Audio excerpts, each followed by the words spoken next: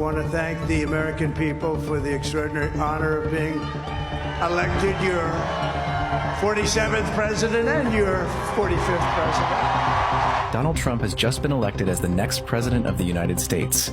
Here's what that means for LGBTQ+ rights. The president's re-election website features a section called Agenda 47, which has dozens of videos outlining his policies for if he returns to office. In one video titled President Trump's Plan to Protect Children from Left-Wing Gender Insanity, Trump makes clear his plans for trans rights. On day one, I will revoke Joe Biden's cruel policies on so-called gender-affirming care. I will then ask Congress to permanently stop federal taxpayer dollars from being used to promote or pay for these procedures and pass a law prohibiting child sexual mutilation in all 50 states. It'll go very quickly. Trump also pledges to sign a new executive order to cease all programs that promote the concept of sex and gender transition at any age. For any hospital or healthcare provider delivering gender-affirming care to trans youth, Trump will make sure that they no longer meet the federal health and safety standards for Medicaid and Medicare. Furthermore, I will support the creation of a private right of action for victims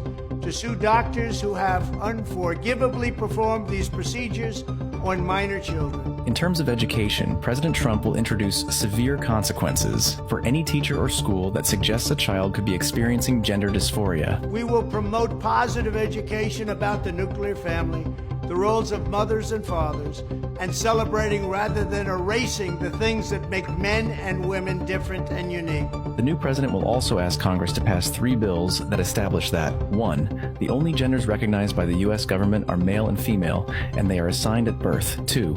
Title IX prohibits men from participating in women's sports. In other words, banning all trans women from competing. 3.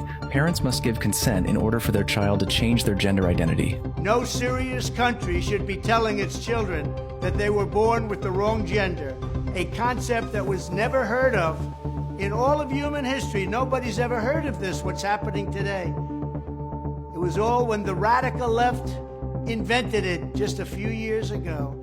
Under my leadership, this madness will end. Thank you very much. During the Republican president's first term, GLAAD identified 195 anti-LGBTQ+ political attacks made by the Trump administration. Donald Trump will be officially inaugurated as the 47th President of the United States on the 20th of January, 2025.